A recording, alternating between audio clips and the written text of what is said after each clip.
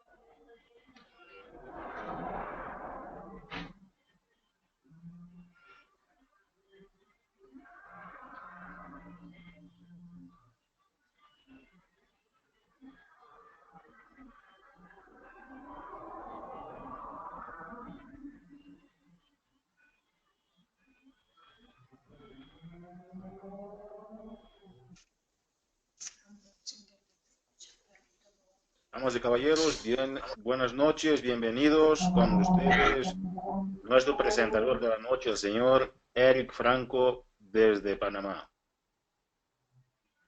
Muy buenas noches, equipo Evolución.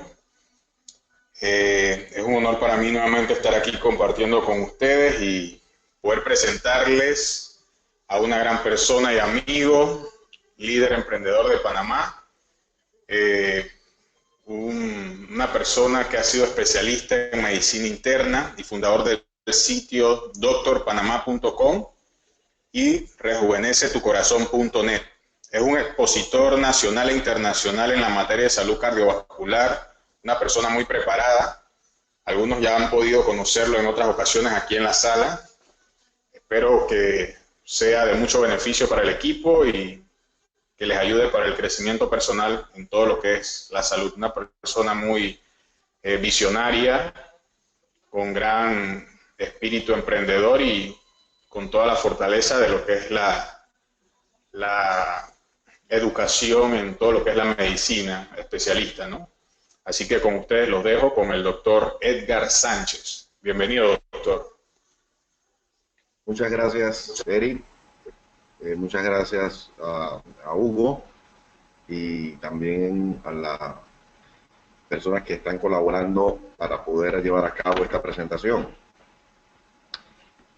Voy a aprovechar para compartir con ustedes, lo cual siempre es un placer poder compartir los conocimientos que hemos adquirido a través del tiempo, algo orientado sobre por qué es importante suplementar.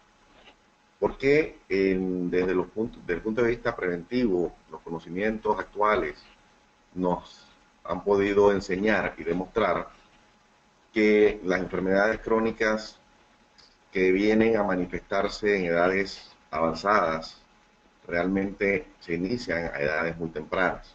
Y sobre eso vamos a estar conversando un poco, ya entrando en materia, ¿verdad? Voy a empezar con la presentación, dejarlo con la introducción y ahorita nos comunicamos nuevamente.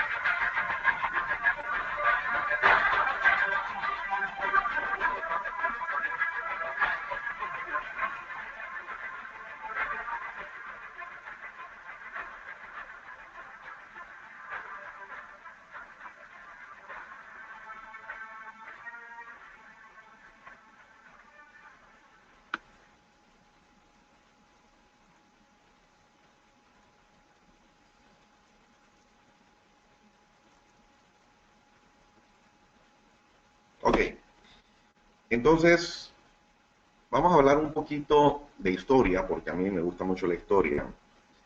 Y definitivamente que la historia nos ha ayudado a avanzar en muchos aspectos, incluyendo la medicina. Aquí tenemos una fotografía de la Guerra de Corea. Esta fue una guerra que se libró entre los años de 1950 y 1953, producto de la división que se dio de la península coreana, cuando luego de la Segunda Guerra Mundial, los Estados Unidos quedaron a cargo de Corea del Sur y pues Corea del Norte quedó ocupada por la Unión Soviética.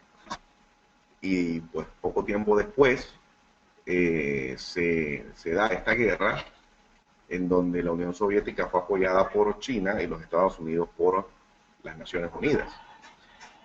Y todos sabemos cómo termina esta guerra. Termina con una amnistía y la creación de un área desmilitarizada de 4 kilómetros entre Corea del Norte y Corea del Sur. Y ustedes se preguntarán qué tiene que ver todo esto con lo que vamos a hablar esta noche. Resulta que durante esa guerra, que nadie le gustan las guerras porque obviamente traen muchas tristezas, pero también, como dije, han colaborado en el avance de la medicina. Resulta que un grupo de científicos liderizados por el doctor Enos publica un estudio en el año de 1953, en donde ellos tomaron de las autopsias de los soldados, los cuales eran personas con una gran capacidad física, eran personas que habían sido escogidos por tener un buen estado de salud y habían pasado unas distintas cantidades de evaluaciones médicas. De estas personas, cuando fallecieron, hicieron autopsias y se dieron cuenta de que la mayoría, más del 50%, tenía lesiones en sus arterias, lesiones que podían llevar al desarrollo de ataques al corazón y de derrames. Estos hallazgos ayudaron a explicar lo que hoy ya conocemos sobre la fisiología de este problema de salud, de la aterosclerosis y su relación con el desarrollo de enfermedades crónicas y complicaciones cardiovasculares, como la hipertensión, el ataque al corazón y los derrames. Resulta que los problemas de aterosclerosis empiezan en la niñez. Aquí aproximadamente ya un niño de 10 años va a tener los vestigios iniciales de las placas ateromatosas, lo que se llama la estría grasa. Y a lo largo de su vida, dependiendo del estilo de vida que él haya tenido o vaya teniendo, esta enfermedad va a ir avanzando en mayor o menor velocidad hasta que llegue un momento en que va a empezar a tener síntomas. Que en la mayoría de las personas esto ocurre arriba o después de los 50 años. Esto lo que nos ha enseñado es que estos problemas tardan muchos años en irse desarrollando y que cuando encontramos a un paciente que ya tiene síntomas de angina o que ya tiene principios de o signos de un derrame cerebral, sabemos que esta es una enfermedad que le empezó en la niñez, que ya tiene una enfermedad avanzada, que ya lo que estamos viendo son las complicaciones tardías de una enfermedad que lo ha acompañado durante todo el transcurso de su vida. Esto obviamente ha llevado a que el enfoque de la medicina, que en los últimos años sea cada vez más dirigido hacia la prevención, aunque también hemos tenido grandes avances en los aspectos curativos. Pero sabemos que si queremos hacer un cambio, un impacto en la salud de la población, tenemos que concentrarnos más en los aspectos de prevención a edades muy tempranas. Esta gráfica nos muestra cómo una persona, dependiendo de las decisiones que toma en esas etapas tempranas de su vida, como por ejemplo llevar una vida donde haga actividad física, donde no fume, donde no consuma drogas, consuma pocas cantidades de alcohol, haga actividad física, se va a traducir entonces en una vida longeva, mientras que el consumir comida chatarra o alimentos no saludables, fumar, no hacer ejercicio, vida sedentaria, se relaciona entonces con enfermedad y muerte prematura.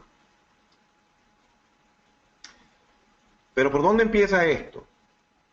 Bueno, las principales manifestaciones clínicas que nosotros vamos a ver de estas enfermedades son la obesidad, la cual se relaciona también mucho con la diabetes. Por eso, cuando me preguntaba Hugo de qué va a ser la charla, digo, la charla va a ser de diabesidad. Por ahí vi que me la cambió. ¿Por qué diabesidad? Porque diabesidad es una palabra que combina la diabetes con la obesidad, y es un término que se acuñó hace algunos años, cuando se entendió que la obesidad estaba íntimamente relacionada con el desarrollo de diabetes. Hoy en día la diabetes es considerada una epidemia mundial y se le llegó a llamar la epidemia del siglo XX. Y si nosotros analizamos, por ejemplo, en los Estados Unidos, vemos una gráfica en el año 1994, en donde los colores claros, crema y mostaza, venían a representar la incidencia de obesidad y de diabetes en aquel año, y vemos que en el caso de la obesidad andaba entre el 14 al 17% en aquellas áreas donde habían datos, porque en estas de acá no había suficiente data. Recordemos el año 1994, probablemente no se llevaban mucho las estadísticas. Mientras que la diabetes se encontraba afectando entre el 4.5 al 5.9% de la población americana o estadounidense. Esta misma gráfica en el año 2010 nos muestra una realidad muy diferente, en donde la cantidad o la incidencia de obesidad en la mayoría del país está por arriba del 26%. Y en estadísticas más recientes se habla de que la mitad de la población estadounidense sufre de obesidad. Y esto se correlaciona también con un aumento lineal de la incidencia de diabetes, en donde en el 2010 se hablaba de hasta un 9%. Entonces, de ahí, pues que vemos que hay una relación muy estrecha entre obesidad y diabetes, dada por un fenómeno que se conoce como resistencia a la insulina, que es el mecanismo por el cual la obesidad lleva al desarrollo de diabetes. Pero como vimos, como ocurre también con la aterosclerosis, la diabetes no es una enfermedad que va a aparecer de un día para otro, sino que tarda muchos años en instaurarse.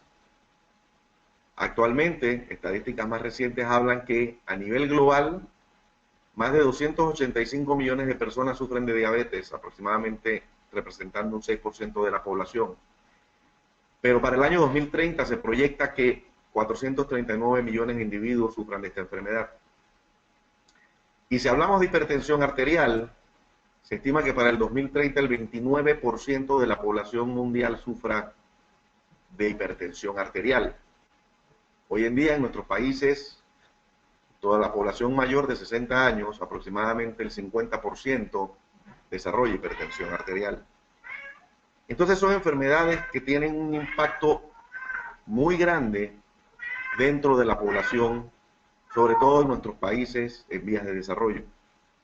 Esta, que fue una estadística presentada por el doctor Fernando Wyss, muestra cómo, por ejemplo, en República Dominicana se habla de una incidencia del 36%, mientras que en Panamá se habla de una incidencia del 28%, representando el segundo país en incidencia de hipertensión arterial. Entonces son estadísticas preocupantes y que nos tienen que llevar a reflexionar sobre si estamos haciendo las cosas bien o no. Y esta ha sido precisamente lo que ha impulsado a que se empiecen a promover políticas orientadas a actuar de forma muy temprana, cuando sabemos que empieza a darse los fenómenos que van a llevar al desarrollo de estas enfermedades. En el caso de la hipertensión arterial, estadísticamente se da un fenómeno en donde el 40% aproximadamente de los pacientes hipertensos ni siquiera saben que son hipertensos, por lo tanto no reciben tratamiento. Y el otro 40% que recibe tratamiento no está bien controlado, por lo tanto tenemos un 80% de los pacientes con hipertensión arterial que ni siquiera están llegando a las metas para poder decir o evitar las complicaciones a futuro. Es interesante cuando se hacen los análisis de las muertes por hipertensión arterial, que vemos los cambios, por ejemplo, en esta gráfica, cuando se analiza la presión arterial sistólica, que es la que se marca siempre en la parte superior, y cuyo valor normal debe ser, o se consideraba que era de 120 milímetros de mercurio, vemos como ya a este valor considerado normal hay un aumento de la mortalidad que salta del 9 al 12%. Lo mismo ocurre con la antes considerada presión diastólica normal de 80 milímetros de mercurio, y vemos como en ese valor que antes se consideraba normal hay un aumento de la mortalidad del 9 al 12%. Esto llamó la atención de los médicos y los científicos porque significa que lo que considerábamos normal igual estaba aumentando la mortalidad, las muertes por hipertensión arterial. Los estudios demostraron que, por ejemplo, llevar una hipertensión arterial de 135-85 aumentaba el riesgo de muerte al doble en comparación con 115-75. Esto llevó a que las grandes asociaciones médicas incluyeran términos como prehipertensión. En este caso, en el año 2003, cuando salió el consenso número 7, ya se hablaba de que 120 sobre 139 sobre 80-89 ya era prehipertensión, lo que antes era considerado normal. Esto porque se quería crear conciencia entre la población de que teníamos que ser más enérgicos en el control de nuestros valores, y que lo que la mayoría de la población consideraba una presión arterial normal aumentaba ya tu riesgo de muerte por infartos y por derrames. Con la diabetes ocurre algo similar, como vemos en esta gráfica, en donde en el momento que se hace el diagnóstico de diabetes, que está aquí, por ejemplo, vemos que ya hay cambios en sustancias como la insulina de 4 a 7 años antes, porque tu cuerpo está luchando contra la enfermedad y responde aumentando los niveles de insulina por parte del páncreas para poder mantener normales los niveles de glucosa. Y esta lucha, que dura de 4 a 7 años aproximadamente o más, cuando el páncreas la pierde, entonces empieza a subir el azúcar, y ahí es donde se hace el diagnóstico, ya después de padecer la enfermedad por muchos años. Y todavía, más tristemente, en ese momento se ha demostrado que muchos pacientes ya presentan afectación en las arterias y en órganos como los riñones, el corazón, el cerebro y la retina. Entonces todo esto nos lleva, o ha llevado, a que también se hable de prediabetes, para que las personas tomen mayor conciencia y que no piensen que por tener un nivel de azúcar normal están saludables totalmente. Para eso se han desarrollado hoy en día pruebas que nos permiten diagnosticar la diabetes muchos años antes. Pero todo esto se los digo con la finalidad de que quede claro un concepto, y ese concepto es que la prevención se debe realizar antes de que empiecen a aparecer las enfermedades, porque muchas de ellas son enfermedades silenciosas y están afectando nuestro organismo sin que nos demos cuenta. De ahí que se ha hablado de lo que se llama el continuum cardiovascular, en donde primero aparecen los factores de riesgo cardiovascular en la etapa de la infancia. Y esos factores de riesgo que los tenemos alrededor de nosotros y que muchas veces los pasamos por alto, por inadvertidos, y ni siquiera nos lo notamos, están en el aire que respiramos, en los alimentos que consumimos y en el agua que tomamos. Está en nuestra falta de actividad física, está en los hábitos que adquirimos, como el hábito del tabaquismo o el consumo de bebidas alcohólicas, y que van a producir o van a acelerar el daño a los órganos, que el daño que se va a ir manifestando con el tiempo y que en algún momento va a poder ser reversible, pero llega un momento en donde ya se hace irreversible, y muchos pacientes que llegan a nuestra consulta ya llegan en etapas avanzadas, como es insuficiencia renal crónica, o pacientes que ya han tenido un evento cardiovascular como un ataque al corazón o un derrame. Lógicamente, en estas etapas avanzadas es muy poco lo que se le puede ofrecer a los pacientes, y es necesario entonces tratamientos más caros y mucho más agresivos. Entonces, la propuesta es que empecemos a promover conductas de prevención, y entre ellas tenemos que mencionar la utilización, cambios en los hábitos de vida, como es alimentación saludable, actividad física, ejercicio, y la utilización de suplementos nutricionales como los que hoy en día tenemos a la mano gracias a una compañía como Bodylogic. Entonces, hablábamos de factores de riesgo, los cuales, como vemos en esta gráfica, estamos en contacto con ellos todos los días. Colorantes y sustancias que se utilizan para preservar los alimentos, conservantes, pesticidas, que es hoy en día un gran problema de salud pública, ya que en nuestros países existen pocos controles que llevan a que la utilización de los pesticidas y los plaguicidas se dé de manera adecuada. La adición de medicamentos y hormonas en los productos cárnicos y de fertilizantes en las frutas y vegetales. Todos ellos van a producir un daño, incluyendo, como vemos acá, el aire que respiramos.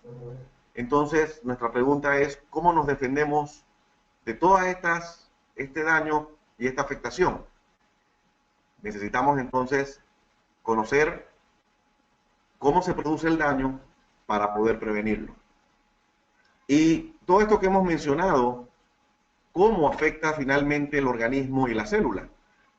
Resulta que todos estos productos, los contaminantes del aire, los contaminantes en el agua, las radiaciones ionizantes, los procesos inflamatorios, producen lo que se llama radicales libres, y estos radicales libres afectan las células en su punto más íntimo, que es el ADN.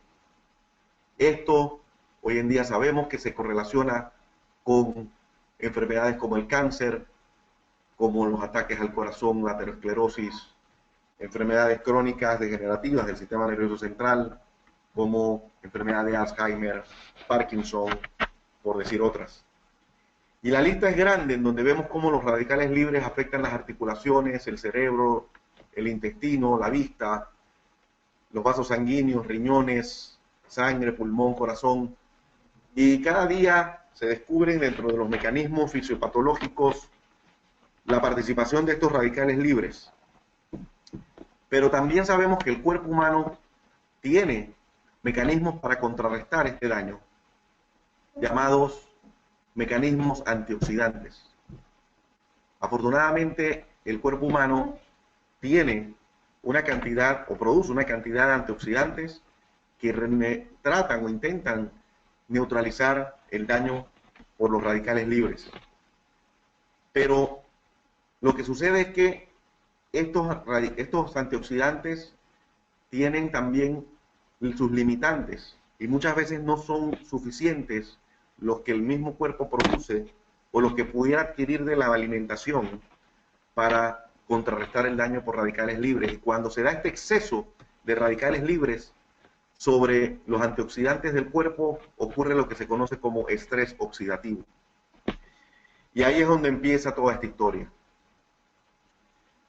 Pero existen entonces antioxidantes que funcionan o que se producen en el organismo, como es el caso del glutatión y la glutatión peroxidasa, el superóxido dismutasa, el mismo ácido úrico.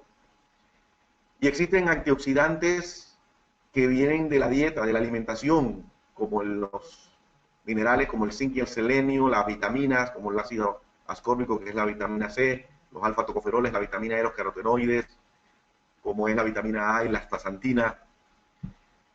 Y también otros antioxidantes que actúan a diferentes niveles, tanto a nivel intracelular como a nivel extracelular. Entonces existen muchos tipos de antioxidantes, y mientras mayor cantidad de antioxidantes nosotros tengamos a nuestro haber, más se va a poder defender nuestro organismo contra el daño de radicales libres. Vemos aquí nuevamente otra gráfica donde los divide en los exógenos, que son los que provienen de los alimentos, y los endógenos, que son los que se producen dentro del organismo. Y dentro de los cuales quiero destacar el glutatión como el antioxidante más abundante y uno de los más importantes del cuerpo.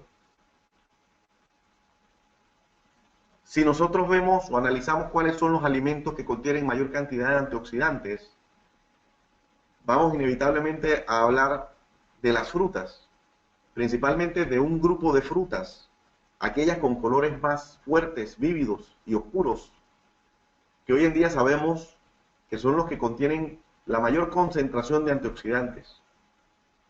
Desafortunadamente en nuestros países latinoamericanos son pocas este tipo de frutas las que se pueden cultivar por nuestros climas y tienden a ser frutas de países fríos.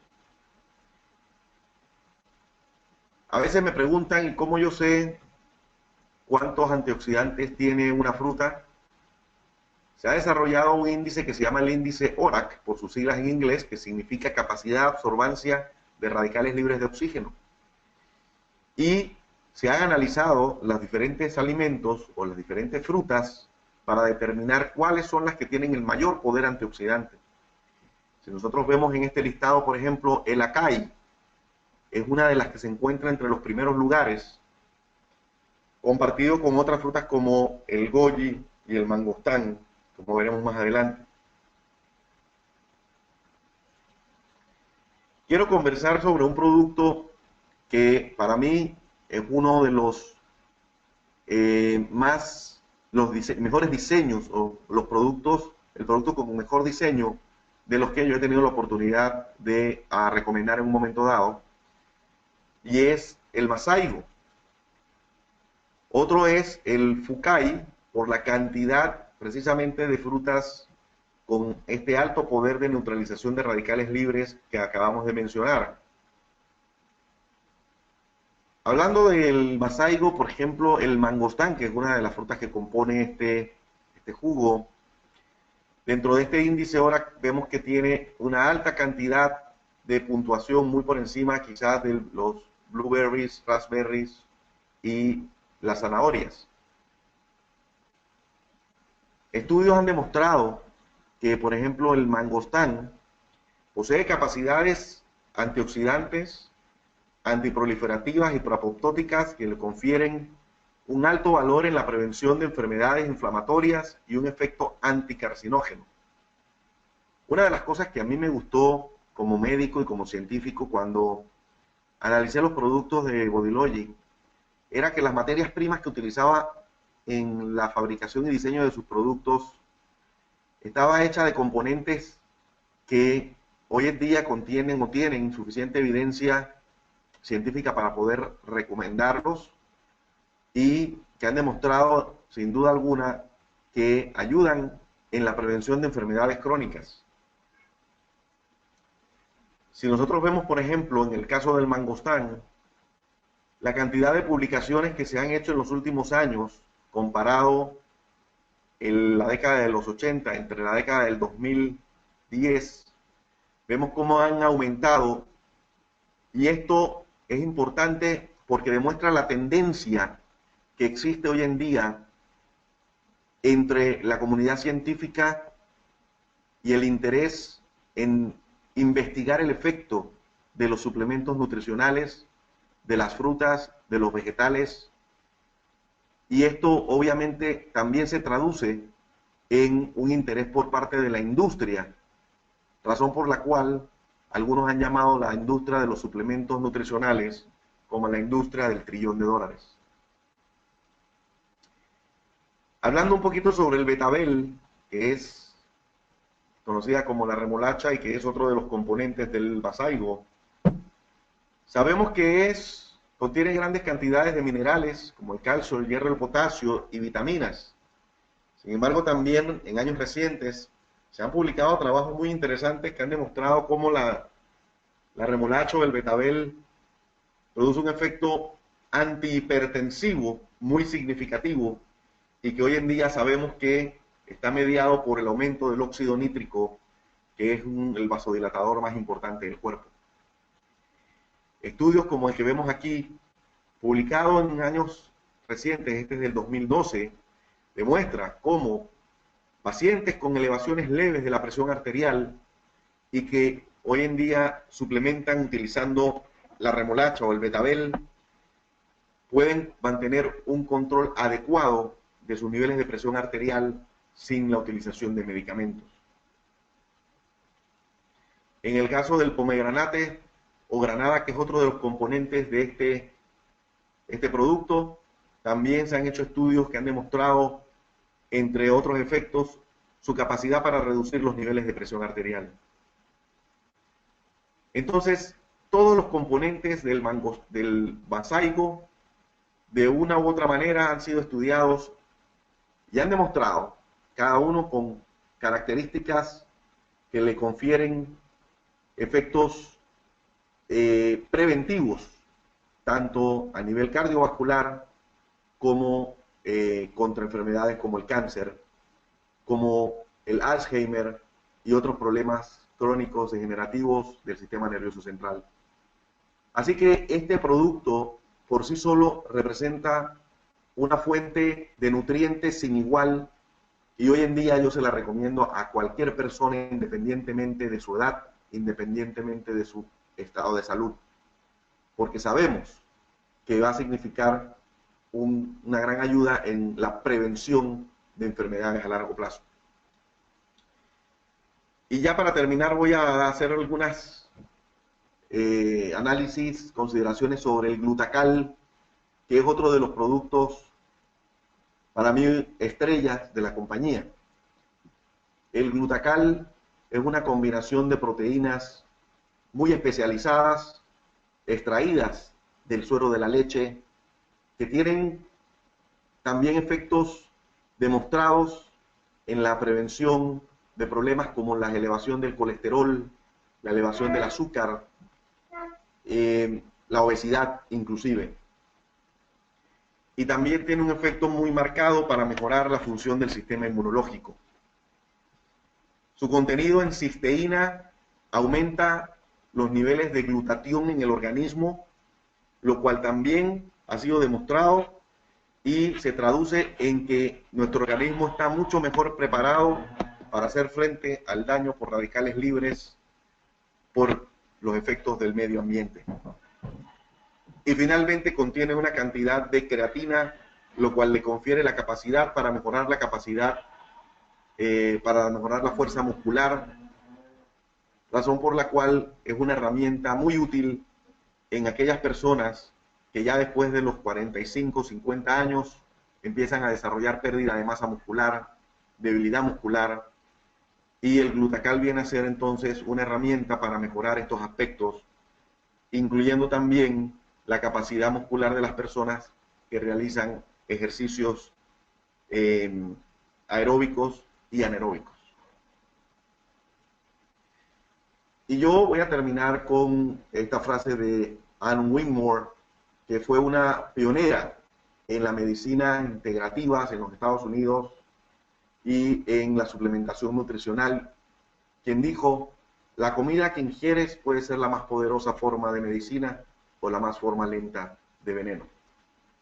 Yo espero que con estas consideraciones pueda haber aportado algo para los conocimientos de todos los que han participado y que se sientan no solamente confiados, sino estimulados a seguir promoviendo los productos de esta compañía para el bienestar de sus familiares y de sus conocidos y amigos, y no tengan duda de que le están dando un gran beneficio a todas aquellas personas que por su recomendación en un momento dado decidan empezar a suplementar con los productos de la compañía Bodylogic. En el futuro seguiremos hablando de más productos y quiero darle las gracias a Hugo siempre por la invitación. Vamos a estar a partir del próximo año, tratar de estar todos los meses con ustedes hablando de diferentes temas para, como dije, tratar de aumentar el conocimiento, que es la única forma que tenemos de poder mejorar nuestros estilos de vida y poder llevar una vida más saludable. Gracias.